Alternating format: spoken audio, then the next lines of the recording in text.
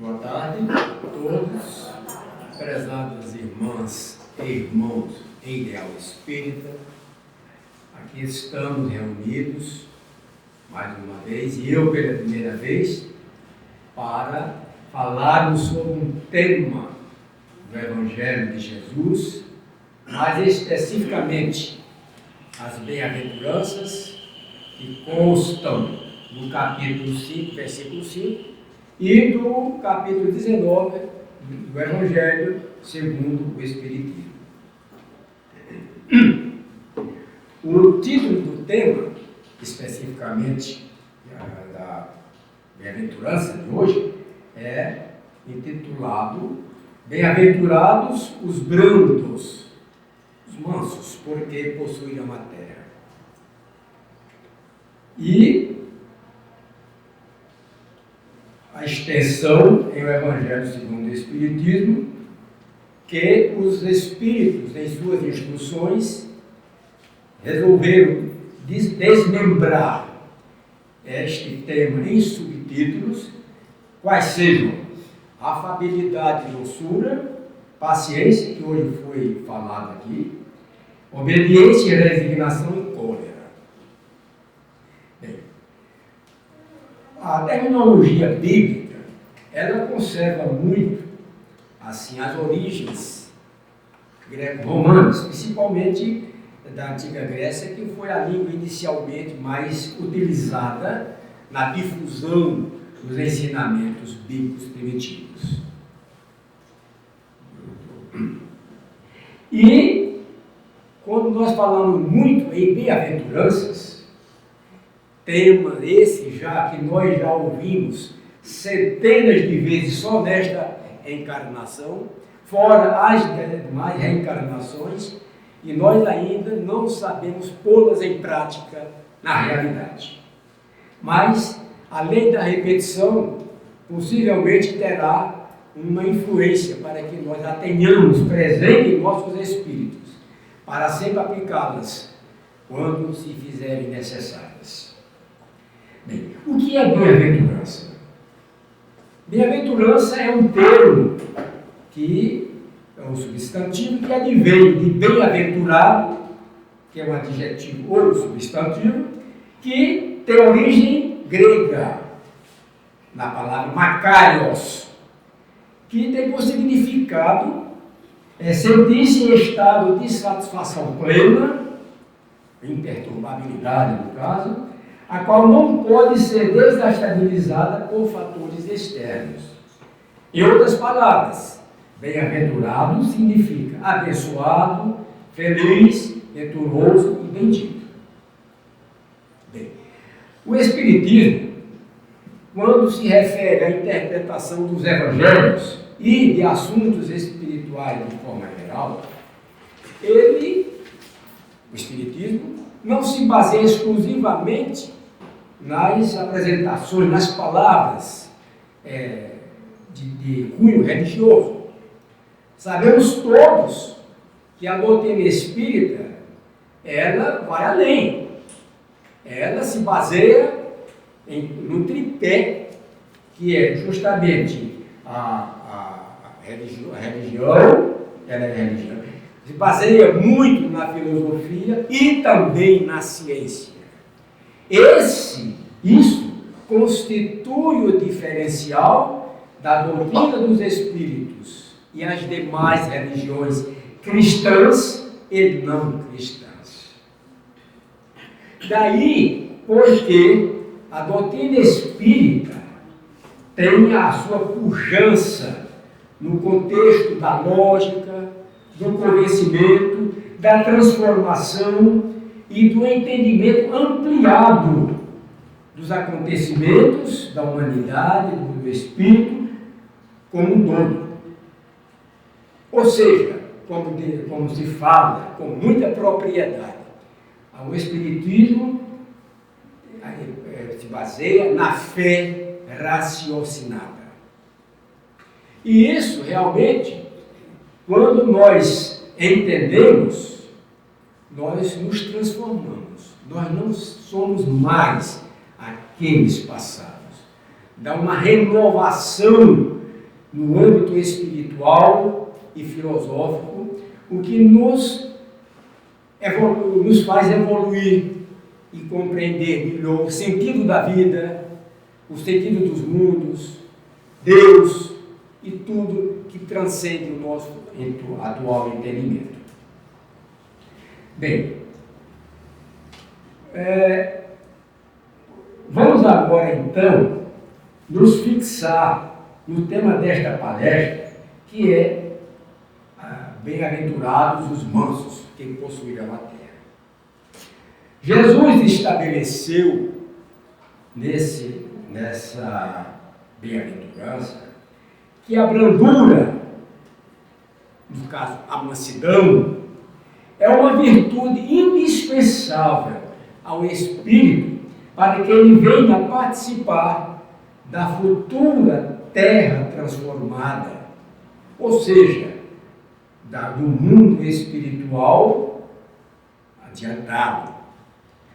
Todos nós sabemos que a terra é ainda um mundo de expiação e de provas.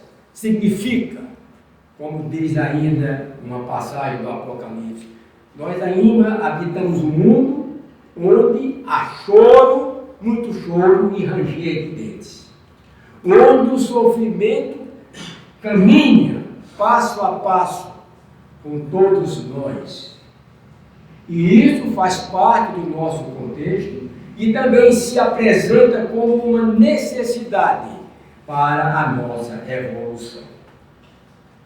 Bem, no entanto, nós temos o conforto da Universidade Aldeia Espírita, que nos trouxe uma das leis, que é a lei do progresso. Todos nós, sem exceção, do mais santo ao mais mau, estamos sujeitos à lei do progresso. E todos seremos, quer queiramos, quer não, impelidos para evoluirmos e nos transformarmos espiritualmente. Apesar das transformações serem lentas, porque, como se diz, o filósofo falou, a natureza não dá saltos, o espírito não dá saltos. Tudo caminha lentamente, não apressa. Tanto é que a evolução tem levado milhões de anos, que para Deus, como diz um salmo, um milênio para ti, Senhor, é como o dia de ontem que passou e como a vigília da noite. Então, o tempo, inclusive nas novas dimensões, inclusive na própria física, é interpretado diferentemente do tempo newtoniano. E no mundo espiritual, muito mais avançado, não poderia ser diferente. Bem, falando agora em brandura, como nós citamos, qual é o oposto de brandura? É a violência. E a violência, sob as mais variadas facetas, está lado a lado com a humanidade. Por exemplo,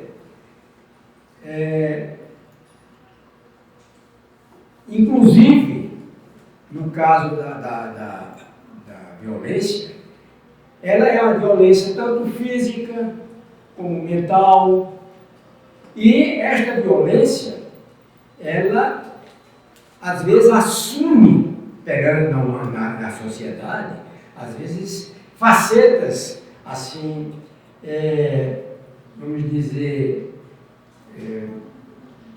escusas, mentirosas, porque os interesses humanos sempre buscam prevalecer no atual estado evolutivo do nosso planeta. Às vezes, por exemplo, também a própria violência tem evoluído ao longo dos tempos. Imaginemos, por exemplo, o homem primitivo das cavernas, quando ele guerreava seus inimigos, ele lançava a mão do tacape, das flechas.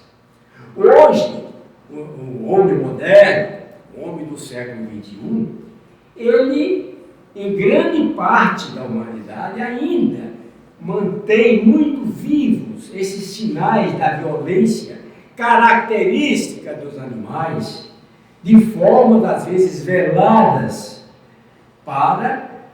mas o propósito, as consequências são as mesmas.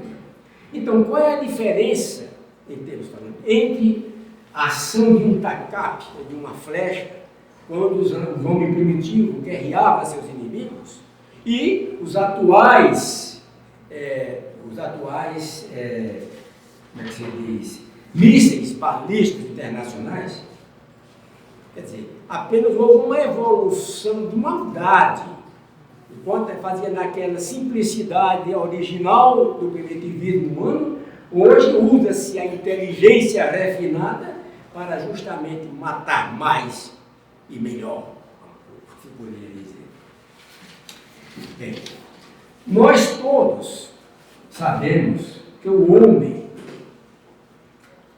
atual percorreu uma longa trajetória evolutiva.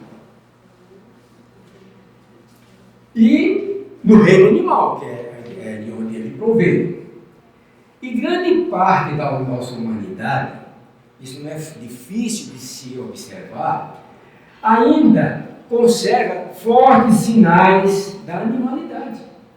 Nós vemos aí a inveja, o ódio, a cólera, sentimentos muito comuns, a hipocrisia, de modo que a gente vê que esta transformação vem sendo lenta. No entanto, ela vai acontecer. A Terra não será eternamente um mundo de expiação e de provas. Segundo os Espíritos, que está dentro da lógica, realmente a Terra caminha para um mundo de regeneração, um mundo regenerado, onde a justiça e o bem prevalecerão antes de chegar nas escalas superiores da evolução. Bem, baseado assim, traçando um paralelo entre os animais e o homem é aquele que ainda conserva assim, o jeito, sabe dizer, da violência. Nós podemos, por exemplo, fazer um comparativo. Os animais, todo mundo já viu nos vídeos de televisão aí, os leões quando atacam um búfalo, os leopardos quando atacam a gazela e outras espécies, fazem com uma violência estupenda. Mas, por outro lado, por incrível que pareça, os criminosos atuais têm vários matizes. Lembremos dos déspotas que assassinaram milhões e milhões por interesses políticos de dominação. E os criminosos comuns, muitos apresentam tanta violência que chegam até a fazer inveja aos animais primitivos. Jesus, o mestre sublime, ele percorreu uma longuíssima trajetória evolutiva em outros mundos. E ele, como governador do nosso planeta, como representante perante Deus, ele sabia muito bem o procedimento da humanidade. Ele sentia, não precisava dizer, que ele via adiante, que ele coparticipava com Deus no governo da Terra. Então, ele procurou trazer os seus ensinamentos com a coragem, com a decisão de realmente fazer a humanidade evoluir.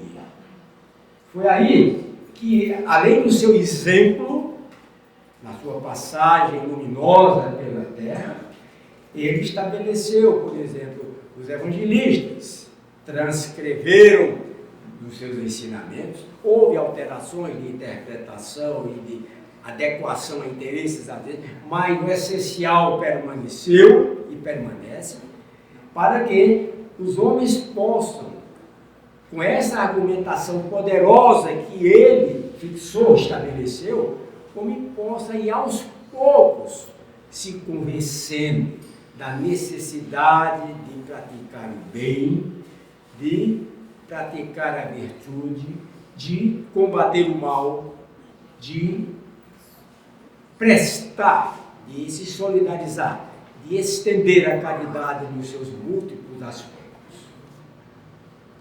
Foi por isso que, numa determinada ocasião, ele, lá no monte, ele apresentou, melhor dizendo, as bem-aventuranças, onde ali as quais constituem um verdadeiro roteiro para mostrar como devemos nos comportar. E a bem-aventurança da tarde de hoje foi exatamente essa, que os mansos possuirão a terra. Mas o que é? Vamos agora, nós temos que interpretar, essa doutrina espírita foi muito rica. O que é possuir a terra? É possuir uma propriedade, possuir uma fazenda, ou uma grande extensão de terra no país? Possuir a terra, Jesus não falava visando interesses materiais, mas sempre ele vislumbrava adiante, ele via adiante a evolução do nosso planeta, como já existem mundos super avançados no universo. Então, possuir a terra, ele quis dizer que quando a terra se transformar, que está correndo para isso, a humanidade selecionada para pertencer à terra, para habitar a terra, tem que ser limpa dessas manchas terríveis da animalidade, que ainda exercem grande influência em considerável parte da humanidade. É por isso que os espíritos, entendendo essa mensagem de Jesus, eles subdividiram aqueles ensinamentos lá no monte, nas seguintes passagens: afabilidade e doçura, paciência, que já foi falado aqui hoje, obediência, resignação e a cólera. Então os espíritos preferiram todos esses títulos relacionados com o conteúdo desta bem-aventurança da mansidão. Bem, o que significa afabilidade e doçura? Realmente não é generalizada a afabilidade e a doçura. Todos nós sabemos, não precisamos detalhar aqui com exemplos. Cada um sabe. Tem pessoas que nem sequer cumprimentam. Tem pessoas que não sabem dar um sorriso. Grande parte. Não diminui. Então, a afabilidade e doçura é uma característica do espírito elevado. Aquele que faz isso por naturalidade e não por fingimento, que também existe, já é um passo adiante na conquista do homem da terra transformada. Então, no caso, a afabilidade e doçura, a gente pode traduzir em outras palavras de modo mais atual. A afabilidade e doçura é a benevolência, é a solidariedade, é a cortesia desinteressada, porque normalmente a grande parte das manifestações de cortesia são eivadas de interesses escuros. Mas os verdadeiros cristãos, e o espírito em especial, que tem maiores responsabilidades, porque aprendeu mais, sabe mais, tem melhor conhecimento, então tem maior obrigação. Ele tem que aprender a praticar estas virtudes, porque sem isso ele não retrocederá, porque ninguém retrocede. Pode parar, mas sempre estaremos impulsionados para a frente.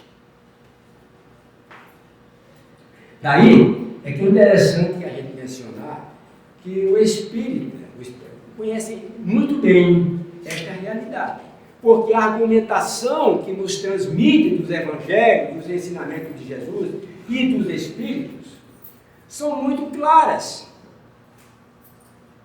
Não deixam dúvida, não deixam aquelas dúvidas decorrentes do dogmatismo que existem em outras correntes cristãs. E daí a responsabilidade grande de quem assume a doutrina do Espírito.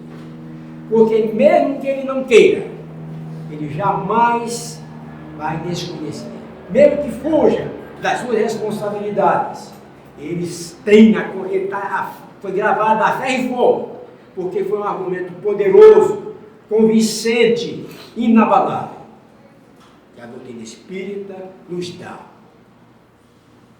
Bem, depois desse subtítulo, afabilidade e doçura, fala a paciência. A paciência já foi falada aqui pela nossa irmã, mas o que caracteriza o atraso espiritual de uma pessoa, de modo geral, é aquela impaciência. É aquela pessoa que quer tudo para si, quer ser o primeiro da fila. Tudo quer ser o primeiro. Às vezes até em detrimento de uma criança, de um idoso, de um doente, quer meio para si. É ainda aquele instinto animal da prioridade pessoal. Então nós temos, Jesus alertou de forma muito clara, e os Espíritos corroboraram este ensinamento de Jesus, mostrando que temos de desenvolver a paciência. É difícil a gente pegar um dicionário e achar um sinônimo para paciência. Então é melhor dizer o que é ser paciente. Ser paciente é saber calmamente esperar. Nós temos que estar esperando.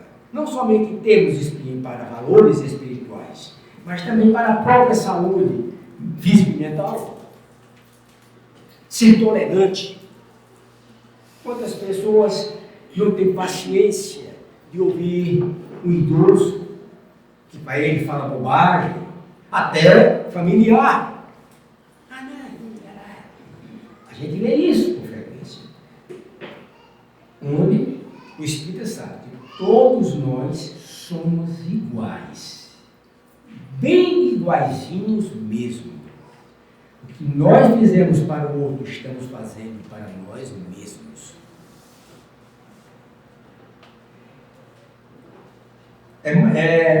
Saber suportar tranquilamente as adversidades.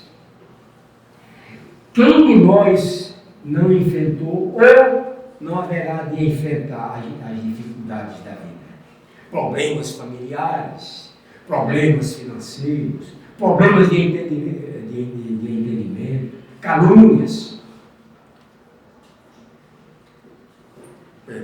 O Chico Xavier, eu estava ouvindo aqui a paciência, a serenidade que ele tinha.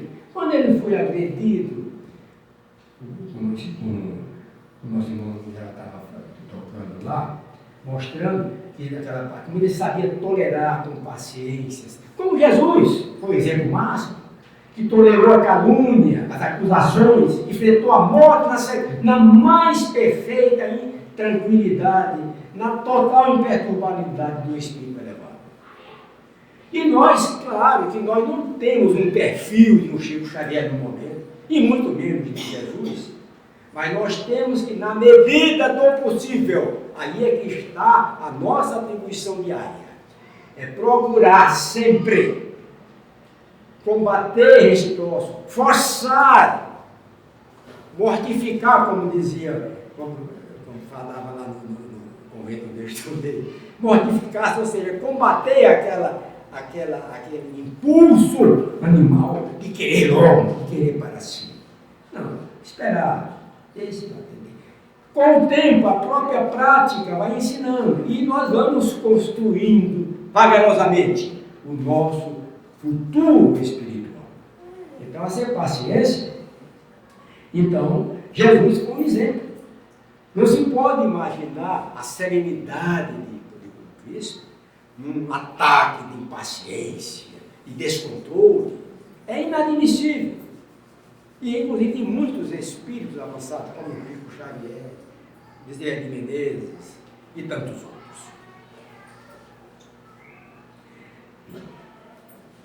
E outra coisa, é uma questão até de sabedoria, que todos nós sabemos que a impaciência doentia, essa, que tudo que é impaciente, tudo que é paciente, descontrola o corpo, a mente e, consequentemente, o espírito. O espírito é o mais afetado, porque ele se manifesta através da mente e do corpo. Bem, obediência e resignação. Olha, o que significa obediência? Obediência e resignação, espiritualmente falando, são duas palavras interligadas. Obedecer significa cumprir uma lei, cumprir uma determinação. E nós temos ensinamentos transmitidos por Jesus, ampliados pela doutrina dos Espíritos, que nos dão normas a serem seguidas, portanto, respeitadas, cumpridas e obedecidas. Porque demonstra um sentimento de humildade. O arrogante não quer obedecer a ninguém. Só ele prevalece. O arrogante não aceita submeter-se a cumprir nada. Quando faz de má vontade e com ódio. Bem, a resignação é outra coisa que muito falta. Nós todos, sem exceção, estamos sujeitos à dor, ao sofrimento, às situações financeiras difíceis. Muitas pessoas, quando contraem uma doença grave, coisa desse tipo, ficam desesperadas, blasfemam, inclusive, contra Deus.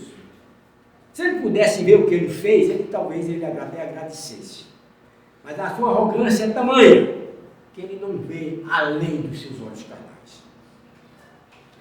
Então, a resignação é uma manifestação de humildade, de compreensão, de submissão voluntária a esse poder supremo que nos ama e que nos quer o nosso bem e que nos impulsionará para uma felicidade intraduzível, segundo a nossa interpretação. Então, a obediência e a resignação é outro tema também correlato com esta bem-aventurança sobre a qual estamos falando. Por último, realmente vai dar tempo certinho, nós chegamos na cólera. Essa cólera eu fiz até um texto aqui, curto, mas que evita de eu devagar, quer dizer, saindo. Bem, a cólera, também conhecida por ira, não é a doença cólera, também conhecida por ira, é talvez o sentimento mais animalizado que uma pessoa pode manifestar. Caracteriza o temperamento feroz dos animais.